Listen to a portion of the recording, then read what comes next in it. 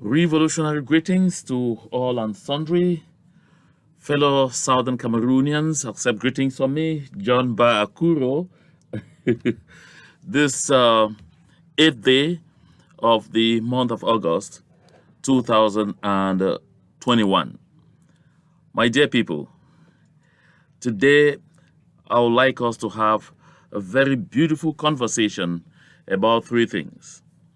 Number one, we'll just make a little flash about the disappearance of the president of neighboring La République du Cameroun. Just a little flash. And then we will leave from that and we shall talk a bit also about the situation in Balinyunga following the order from Grandpa in Bali. And then, most importantly, we'll talk about this publication by the World Bank and the allegations made in there about some Amazonian or Southern Cameroon's leaders privately, being favorable to a federal system of government. Those are the issues we'll be examining today, my people. And so we will be getting into the crux of the matter almost immediately. But let's begin by this very beautiful thought from Martin Luther King Jr. I begin with this thought because I take time often and read your comments and, receive calls, hear what people are saying about my messages. And I notice some say it is not all this my talking that will give us the freedom or the independence that we seek.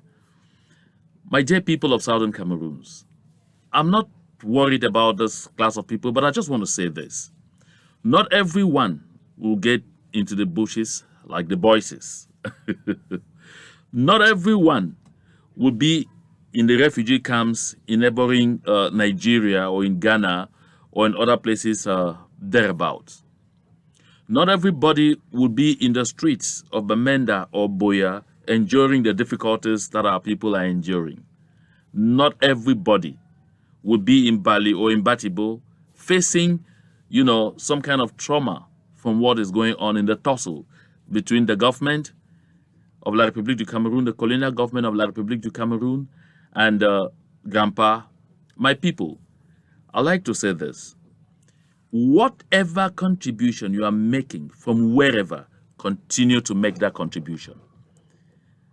However small, that contribution will help in taking us across the finish line.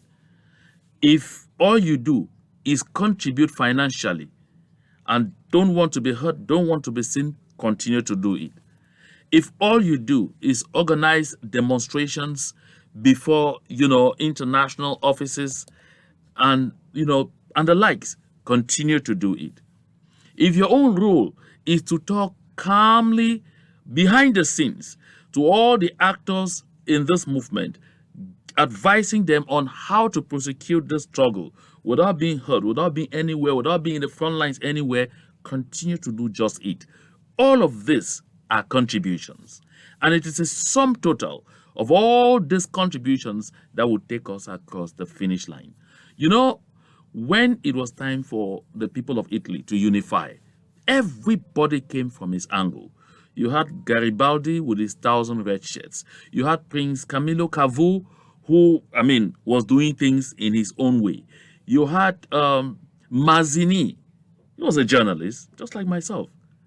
And they called him Mazzini, the noisemaker. He used his noisemaking to contribute in getting Italy unified, the Italy that we see today.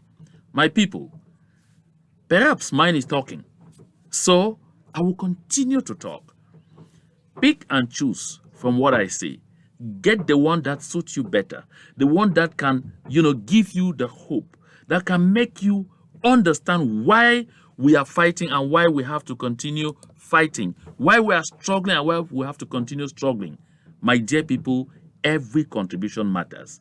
Those who have decided to pick up arms, that is their own way of looking at things. Don't chastise me because you have the firm conviction that I'm not favorable to, the armed aspect of the struggle. My dear brothers and sisters of the Southern Cameroons, nobody's contribution is minimal. That's why I like what Martin Luther King Jr. says when he says, if I cannot do great things, I can do small things in a great way. If I cannot do great things, I will do small things in a great way. Like I said, whatever contribution will help move us across the finish line. That said, let us get down to the real issues now. Mr. Paul Biya of La République du Cameroun was announced in pomp and ceremony. Because once more, those they often erect to kind of mislead activists, mislead us within his circles, give information that will cause us to, cause everyone to say, okay, Mr. Biya has this and Mr. Biya has that, so that at the end of the day, he can come out and project and say, you see, they say I was dead, but I'm here, I'm alive and strong. He wanted to pull this again when he traveled to Switzerland, but it hasn't worked. Right now, the people of La République du Cameroun don't know where their president is. Right now, the people of La République du Cameroun are even confused. He said it was a brief stay, and today he's well over 25 days gone that he is out of that country. And nobody knows where he is, my people of the Southern Cameroons. This kind of scenario is one more reason. It's an additional reason why we should not want, why we should not dream, why we should not think of having anything to do again with La République du Cameroun. Look at, you see this demonstration? This is why Mr. Biya wanted to precipitate his return. But I think his health condition did not permit. But right now, he's just missing. They had mounted the guard of honor and everything, mobilized people to give Mr. Paul Biya a triumphant return from his private stay. I mean, somebody goes on a private stay. They say triumphant return. Whether it's triumphant return that he bought what or he did what, or nobody can understand. But all is that it failed. But you see, this demonstration that happened in Switzerland, a repeat will take place. I don't know. There's one that was to take place this Saturday. That's Saturday, August 7th. I don't know if it did because I'm still to find out. But yet, from what I hear from them, there are a series that are going to take place because they are trying to ask the world. They are telling the world our president is missing, and the only time they will know where he is will be when the French ambassador will go and meet him and come out and tell Cameroonians, oh no, your president is not missing, he's sound and strong and alive. That is exactly what we are running away from. Listen, there is no serious country in the world where the president's health is something so private or so. It is an issue of the public domain. President Buhari left Nigeria to go treat himself in the UK, but he announced that he was going to treat himself. And listen, my dear people of the Southern Cameroons, some who sit and still nurse that feeling that there is something good that can still come out of La République du Cameroun better begin thinking differently. And I'm just being honest by saying this. Begin thinking differently, because there is nothing good that can come out of that country for us, the people of the Southern Cameroons.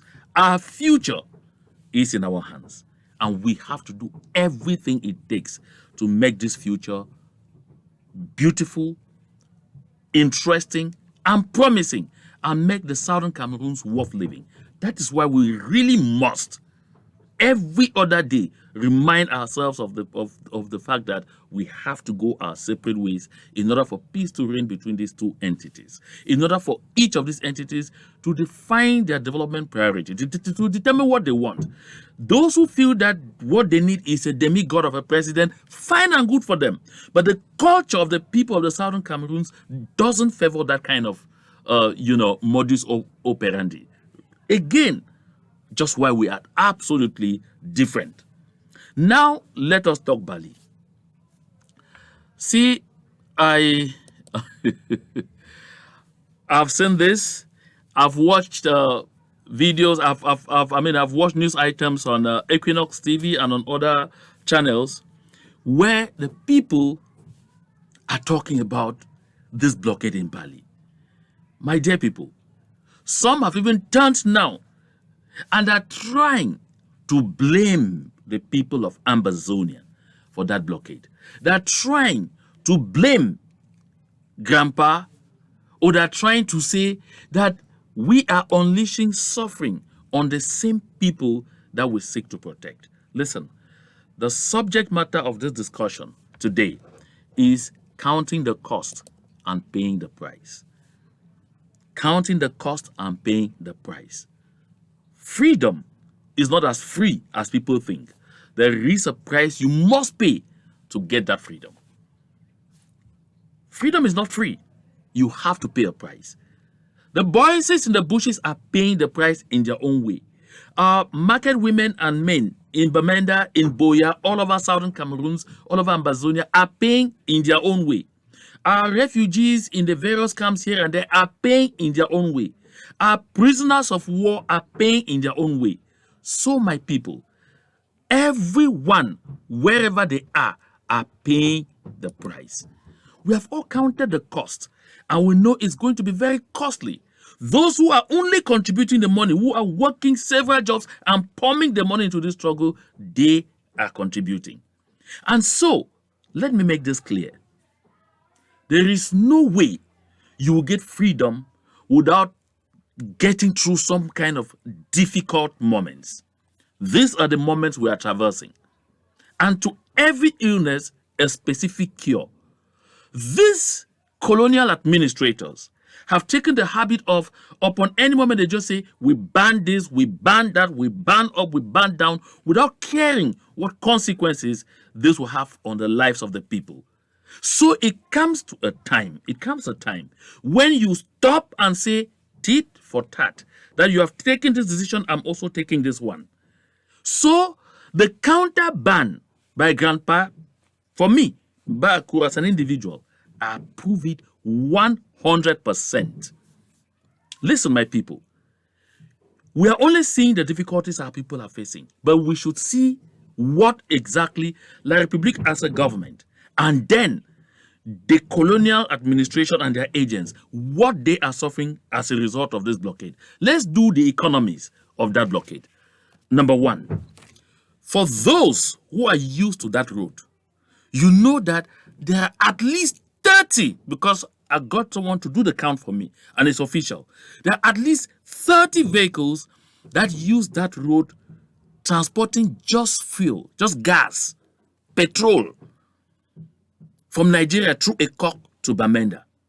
30. And these cars are Litias and Sienna.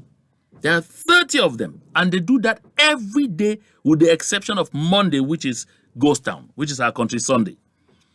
And each of these cars, on each journey, each of those days, they spend in bribe money to police, gendarme, customs, soldiers on that road, just on that little stretch of road. They spend every day. It's not an average I'm giving, because it's an exact amount, and it is bribe money. 390,000 for each car. I said 390,000 for each car. Total this up. This is 11,700,000 that our people pay into the hands of these colonial agents on that road on a single day. 11,700,000. So let me be clear here. Because of this blockade, they don't have access to this money. The tension in their hearts is rising on a daily basis. And that's why I've advised that all those who live along this stretch of road, be careful. Because since they don't have access to this money, they will they'll destroy your houses, come in, loot and everything. This is what survives them. Because their central government is not giving them money anymore. That is why there are desertions, massive desertions from their army on a daily basis. My people of the Southern Cameroons, let me take us a bit into history. Listen, those of us who read European history, because it's interesting, a good lot of us weren't given the chance to read the history of the Southern Cameroons, the history of Cameroon, but we were reading European history, the French Revolution. Those who read French Revolution remember where Napoleon started getting his troubles. Napoleon Bonaparte. He started getting his big troubles where that was in Moscow, in what was called the Moscow campaign. In the heart of winter, Napoleon lifted an army of over 300,000 people. That was setting up his continental system. He was going to just crush the Russians and take over their land. But something happened. The people of Russia, the people in Moscow, they counted the cost and they determined it was normal to pay the price. What did they do? They burned down their own houses. They devastated their own city and moved out and abandoned Moscow to Napoleon and his troops. When Napoleon Bonaparte and his troops got into Moscow, they didn't know about this, got into Moscow in the heart of winter, they met nobody. They didn't have any place to shelter in. They had nowhere to get warmth. They were inside Moscow in the heart of winter. And that is how Napoleon lost a lot of men. Too many men. That was the beginning of the fall of Napoleon Bonaparte. So the people of Moscow counted the cost and determined to pay the price. They brought down Napoleon and his huge army by simple desertion. My people, we are doing a lot in this kind of direction. I'm not here saying we should burn our cities, we should do whatever. I'm simply saying that freedom has a price. So those on that corridor, those on that stretch, those in Bali, I see some of you use trucks to push produce from the farms to the markets in Bamenda and other environments. This suffering has a time frame. It will end definitely. But by the time it ends, the colonial administration will learn that there are limits to certain things they can do. Because the next time they do some of those things, they will not go unchecked. My people, let us not, at every standpoint, think that we can get this freedom by simply doing things just in such a way that we just keep mitigating. Oh, for this reason, let us. For this reason, let us. No, we won't get there. We won't get there. We have to do the things that we need to do. Go through the hard way, and we will be able to overcome. I know some of you will point fingers and say, yes, you are seated in your comfort zone. Listen, there is no matter of comfort in this. I personally ran through the bushes, through the forests and everything to find myself out of Cameroon. I did that. I went through all of that. I was in the refugee camps in Nigeria. I went from camp to camp because I too was living there as a refugee. All of us, in one way or the other, are sacrificing tremendously to keep this struggle alive. My people, we're almost getting there. We just have to make sure we keep the steam strong because we will get there pretty soon. We have to keep the steam alive because when you're about to sprint, that is when you put effort the hardest. Listen, my people, even as we speak, there is something that we need to bother about first. Besides this, we did not do enough to get the colonial administration of La Republique du Cameroun not follow through with a very reckless decision of chasing away doctors without border.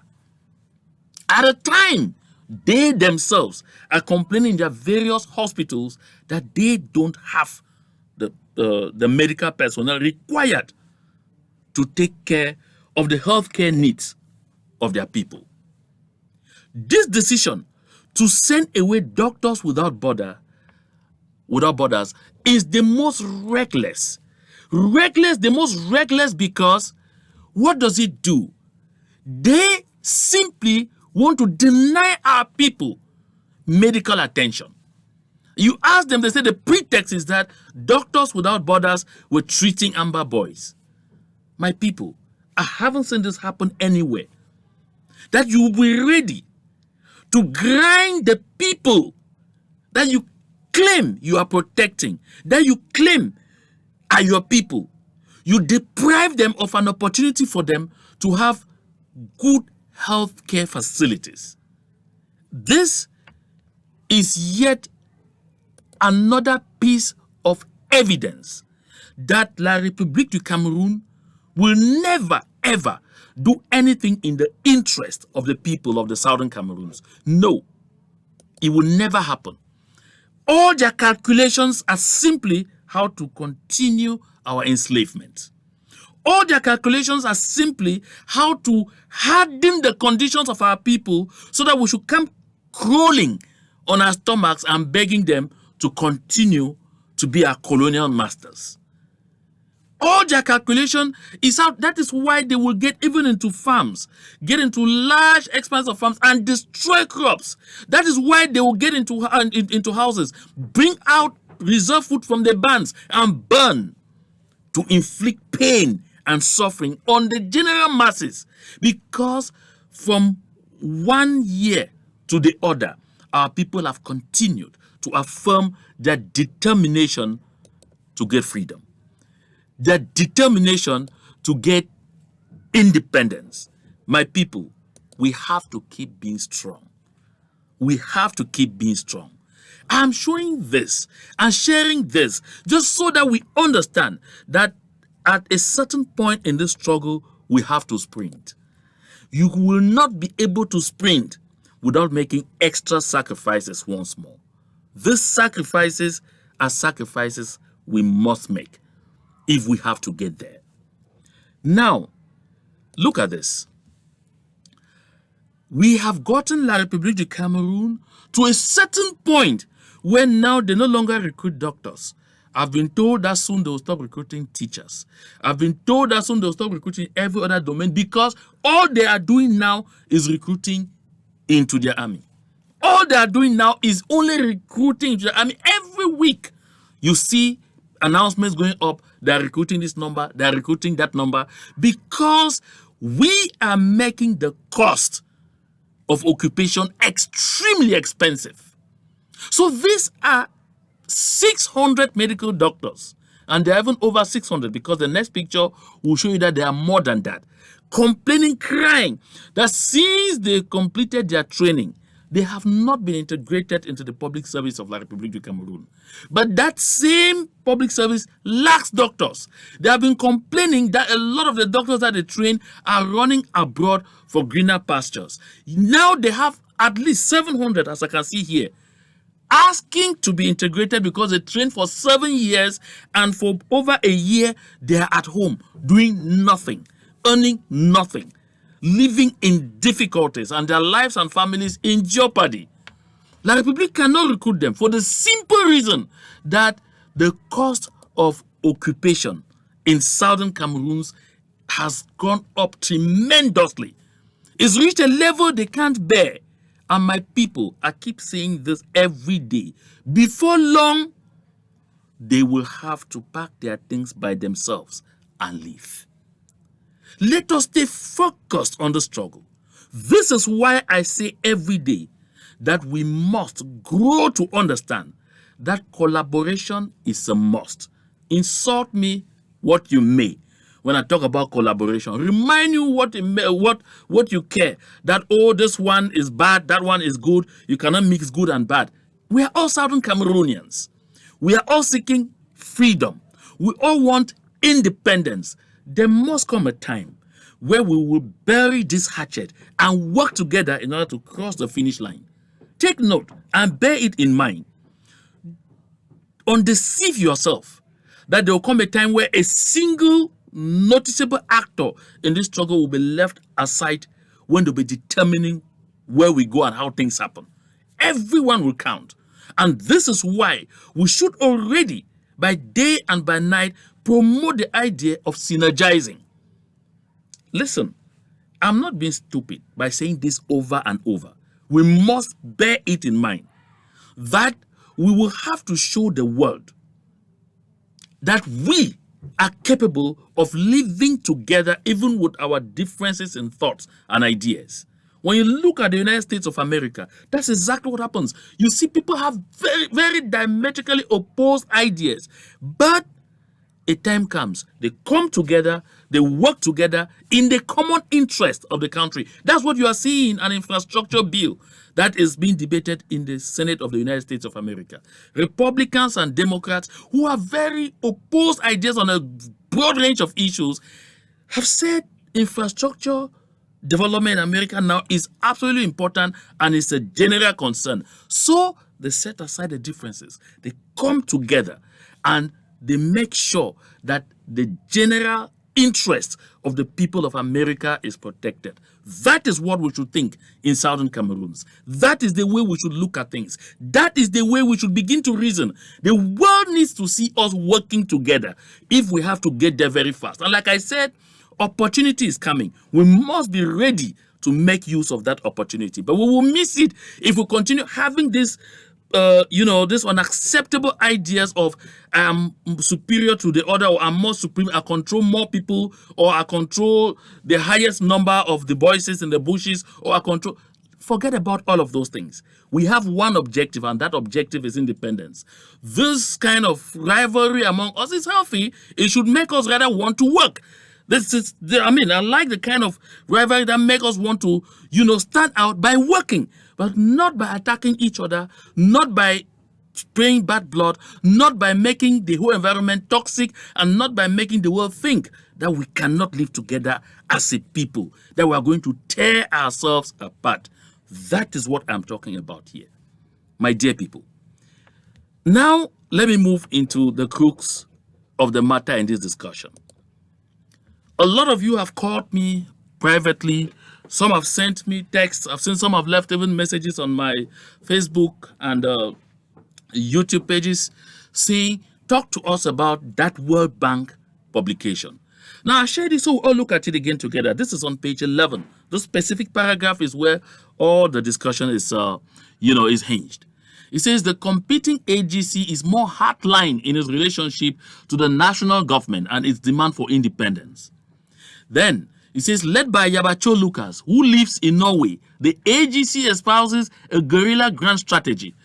It seeks to make the Northwest-Southwest ungovernable in order to change the political calculus in Yaoundé. Let me go straight to the part that is making noise. They say, internecine clashes between the AGC and IG left dozens dead in 2018. But in general, the IG appears to have the upper hand with a firm grip on the Ambazonia Security Council that coordinates several separatist militias. It says, nevertheless, the AGC's hardline stance, together with those of the IG's diaspora supporters, has succeeded in silencing IG leaders who privately support a federalism compromise. Now, take a careful look at this. Something should come to your mind. Let us not always jump on the aspects that will seem negative. What this statement affirms is that the World Bank recognizes that a majority of the people of the Southern Cameroons want total independence, don't want to have anything to do with federalism. The reference to some IG leaders who privately support a federal compromise is to say that, and go back, say, nevertheless, the AGC's hardline stance, together with those of the IG's diaspora supporters, has succeeded in silencing. So they say silencing. So this report is simply saying, even if some in the leadership of our movement privately think they can accept a federal system of government, they have already been overwhelmed. Yeah, they have already been overwhelmed. The masses don't want to hear about that. So this report is saying that those thoughts and ideas have already been silenced. So should we go bothering to know who is this leader or who is that one that is concerned with this statement? Because the same statement makes clear that our people have succeeded in silencing this particular leader or leaders. And so the World Bank is recognizing and affirming that the majority of the people of the Southern Cameroons will not want to have anything to do with federalism. And we have seen that ascertained. It is in black and white before everyone. Christian Cardinal Toomey of blessed memory said that when he conducted a survey, they tried to tweak the questions, tried to trick the people into seeing, by not even talking about the independence option. It was never mentioned in the survey. But the people took the pains to write it out, absolute independence, where they had to write something. And it was 69% at the time. What does this tell you? No matter who you are, no matter whatever you claim to be in leadership, there is no way you will overwhelm the aspirations of the people of the Southern Cameroons. Let us continue to work hard. We should not let statements like this ones take our focus away from the objective. You see the way I'm putting my eyes? Looking straight at the direction where we are going, at the road that is leading to Biya. Let us focus our attention on that. At this point where we have the momentum, we should not let anything distract us. Nothing should distract us. The only other thing we need to do, like I said, is build synergy. The only other thing we need to do is kill the bad blood. I'm happy gradually it is dying down. We are making progress, my people. We are making progress in that light. I say gradually it is dying down. I'm seeing it. It's still rearing its ugly head once in a while, but the magnitude is reducing on a daily basis because all those putting their lives on the line for us are our heroes, all of them, irrespective of who they are aligning with. This is the first thing we should bear in mind. I say irrespective of who they are aligning with, they are our heroes. We must continue to bear that in mind. So, that statement by the World Bank is a tacit recognition by the international community that they cannot use any single leader anywhere to force anything down the throats of our people. And this is very important. That is what we should take note of. That they recognize that even if there are 20 leaders saying they are privately favorable for a federal system of government, they have been overwhelmed by both hardliners of the AGC and a majority too of those supporting that IG. They have overwhelmed whatever leader can be thinking or contemplating that. So we leave it there and leave it at that and move on, my people. This is what is most important. Now take a look at this. You see, I like us always to step back a bit, listen to what they said yesterday and see the situation on the ground now. Let's listen to Sonny Biya Franklin. I wonder why we're wasting time running on the spot when, let me tell you something, Joe. See where we are, see where we came from. Let me tell you that this is a brief history of this crisis. It started with teachers and lawyers' grievances. I don't think anybody remembers Tame Valentine or Afu, I don't remember his first name, all the trade union leaders. Nobody remembers them anymore. Because at the time they were talking, they said they were troublemakers. That is at the level of teachers and lawyers' grievances. We moved to consortium. I don't know if anybody remembers anymore who was who at the consortium. It was banned. We've gone to a level that is the call for federation. We've left from professional grievances to the call for a federation, which was at that time called a taboo subject, and people were locked up because of that. And then we've gone to a level where a group abroad is calling for restoration of independence without arms. We're not talking. There is an armed group waiting. If there is CACOF governing council, there is the Ambazonia governing council of Cho Ayaba, which wants nothing but an armed struggle. So we are missing the things are shifting, and the more we waste time, the more it gets radical, the more it gets dangerous for the country, for everybody, because if there is a war, we are all in danger. It's better we start now, because it is shifting and getting more radical. It is shifting and getting more radical. Each time we pretend that we can't talk with these people, somebody else is warming. So, this was when we were still talking Skakuf. So you can imagine that this should have been 2017. I mean 2017. Now look at this. I bring this so that we see how much progress, I'm sorry, I beg your pardon. So you see how much progress we have made. My people, we have made tremendous progress. Our people, in their thinking and their mindset, have evolved so seriously.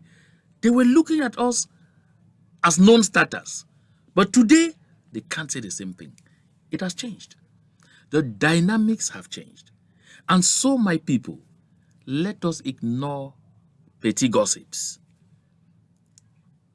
Put all our efforts, concentrate our energy from our various angles based on whatever we are doing to make sure we get to where we are going to. Independence, we will soon scream, here we come.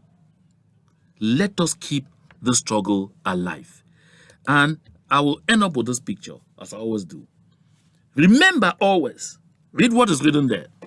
Cameroon, French Cameroon achieved independence from France on January 1, 1960, and then formally joined with formerly British-controlled Southern Cameroons to form the Federal Republic of Cameroon on October 1, 1961. So, when you look at this, it should remind you always that we have always been two separate peoples. I bring this all the time because there are still some among us who allow themselves to be tricked with lousy arguments of, oh, before whatever happened, we were always left, we were always right. No. French Cameroon got independence on January 1, 1960 and joined the United Nations thereafter. In 1961, we came together in some kind of arrangement, which was never validated. And so always keep that at the back of your minds. We must never let this leave our memories. Always remember it.